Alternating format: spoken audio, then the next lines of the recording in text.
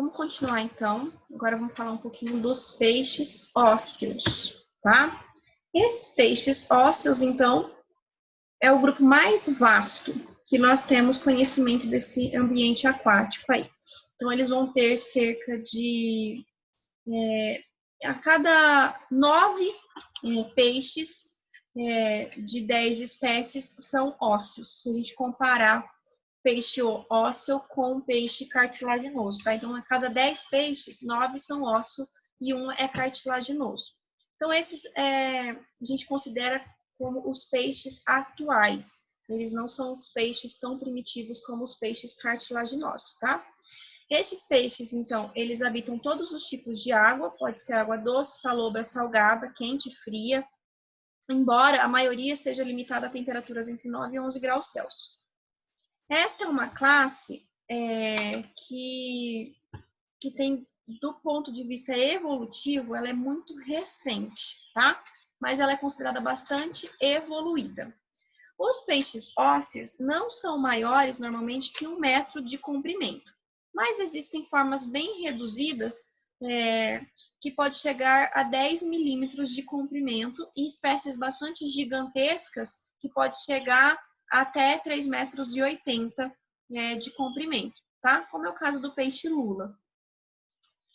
Adaptaram-se a viver em condições cada vez mais difíceis, como os lagos de altitudes, como fontes hidrotermais, como lugares com elevada salinidade, ou lugares pobres de oxigênio. Então, a gente tem peixe adaptado para todos os tipos de regiões, tá?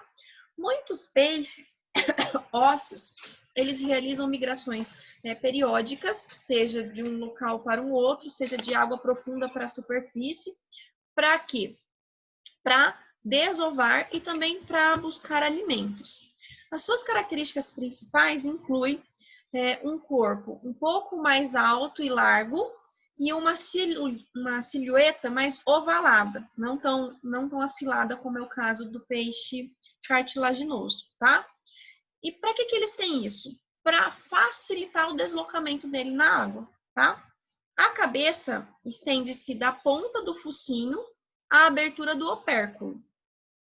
O tronco, daí ao ânus, tá?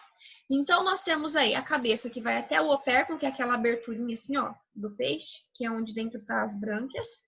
E dali do opérculo até o ânus, a gente tem o tronco.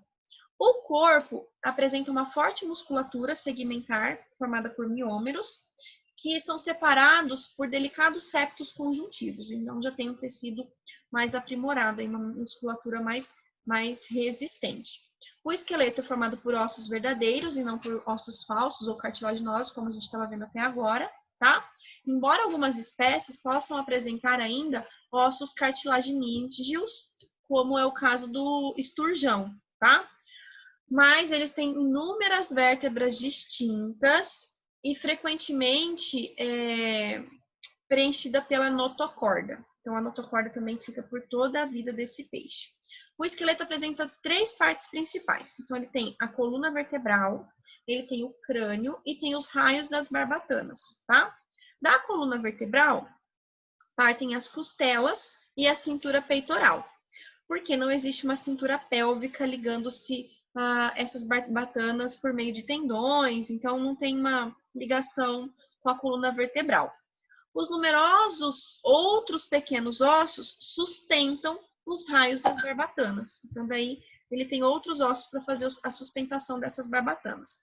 O crânio desses peixes é articulados com maxilas e mandíbulas, ambas bem desenvolvidas, que vai sustentar os arcos branquiais. As articulações do crânio com a coluna vertebral é tão forte que os peixes não podem virar a cabeça, tá? E normalmente eles têm uma cauda heterocerca. O que é uma cauda heterocerca? Eles têm uma cauda heterocerca, não, desculpa, homocerca. Que o tamanho da bifurcação deixa a cauda do mesmo tamanho, tanto em cima como embaixo. Lá nos cartilaginosos, que a cauda é heterocerca. Nos cartilaginosos, a parte superior da cauda é menor do que a parte inferior, tá? A pele cobre todo o corpo e contém inúmeras glândulas mucosas, que produzem secreção para facilitar o deslizamento dele na água e também proteger eles contra infecções, tá? Ela está coberta no corpo todo, desde o tronco até a cauda. Também possui escamas, que podem ser de várias formas, mas sempre de origem dérmica. Algumas espécies nem apresentam escamas, tá? Eles podem ser revestidas, e elas podem ou não estar revestidas por esmaltes. A gente fala que existem os peixes de couro, né? Que são os peixes que não têm escamas. As escamas são bem fininhas, são bem arredondadas e implantadas em fileiras longitudinais e diagonais. Imbricadas assim, ó, como se fosse um telhado, tá? As extremidades livres das escamas estão cobertas por uma fina camada de pele que vai proteger esse animal de possíveis parasitas e também de doenças, né? Cada escama está fixa numa bolsa dérmica, numa bolsinha de pele, que faz crescer durante a vida do animal, tá? Então, se ela perde, vai originar novos anéis de crescimento. As barbatanas desses animais são sustentadas por raios ósseos ou, por vezes, raios cartilaginosos. Depende da espécie desses animais, tá? Nós temos aí, então, as barbatanas ímpares, que inclui 2 dorsais e uma anal, bem como a barbatana caudal, que é simétrica, tá? A forma da barbatana caudal condiciona a forma do deslocamento do animal. Barbatanas arredondadas aumentam a capacidade de manobra, mas geralmente tem baixa velocidade. Barbatanas bifurcadas, né? Aumenta a velocidade, mas diminui a agilidade. A barbatana dorsal tem suporte esquelético e varia grandemente de forma, dependendo dos hábitos dos animais. As barbatanas pares, elas são as peitorais, e elas estão logo atrás do opérculo, que é aquela aberturinha ali, tá? Cada barbatana tem seu próprio conjunto de músculos, o que permite movimentos independentes e aumenta a capacidade de movimentação desses peixes. Ao contrário do que a gente viu lá nos peixes cartilaginosos, eles têm bexiga natatória. E devido à presença dessa bexiga natatória, os peixes ósseos não necessitam das barbatanas para se manterem flutuando, tá? Eles usam apenas para manobrar a sua movimentação na água, ok? Bom, o sistema nervoso já é bem desenvolvido, então eles têm olhos desenvolvidos, ouvidos desenvolvidos, narinas desenvolvidas, e aí eles têm uma linha lateral também bastante desenvolvida. A eficácia desse sistema vai permitir ele, da linha lateral, tá?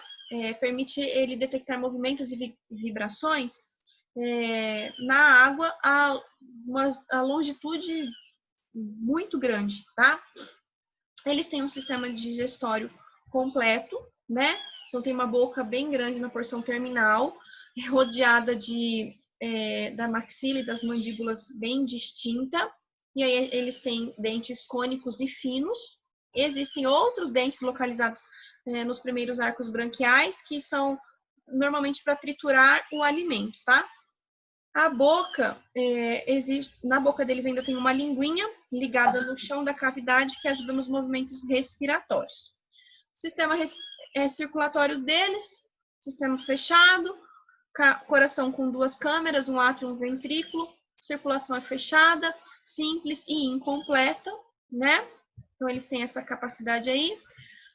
Sistema respiratório, respiração tipicamente branquial, mas ele já tem a bexiga natatória que ajuda também nessas trocas gasosas. O sistema excretor já é formado por rins e o excreta também é a amônia. Sistema reprodutor são dioicos, né? Com gônadas geralmente aos pares.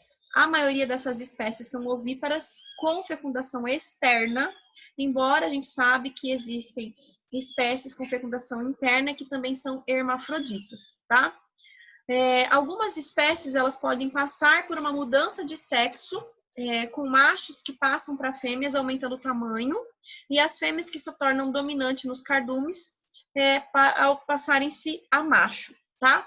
Os ovos são bem pequenos e sem anexos embrionários, mas a quantidade de vitelo é variável. Só para lembrar, o vitelo é substância nutritiva, né?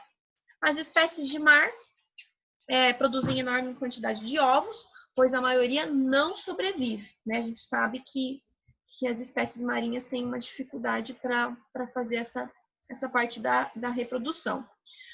Os peixes ósseos são os únicos que formam cardumes, tá? Com dezenas de milhares de indivíduos. Então, isso é bastante importante. E eles também têm muitas espécies que migram grandes distâncias para fazer a desova, tá? A vida em grupo ajuda também eles a encontrarem mais alimentos e parceiros sexuais. Então, por isso a importância deles estarem fazendo essa relação aí de cardumes, tá? Bom, então isso é o que eu tinha para falar para vocês sobre peixes. Então, a gente já viu os peixes cartilaginosos e vimos também os peixes ósseos. Aí, agora vocês vão fazer, para finalizar as aulas de hoje, vão fazer para mim, então, o módulo 27, que é o módulo que vai falar dos peixes. Aí, para amanhã, nós vemos o finalzinho desse capítulo, que vai falar dos anfíbios e dos répteis. Tranquilo? Daí, a gente finaliza esse capítulo, que é imenso, né? Nós temos um capítulo aí enorme, que são os deuterostômios, parte 1. Para a aula de amanhã, então, a gente faz uma aula de bio e a gente faz 2 aulas de química. Combinado? Até a próxima!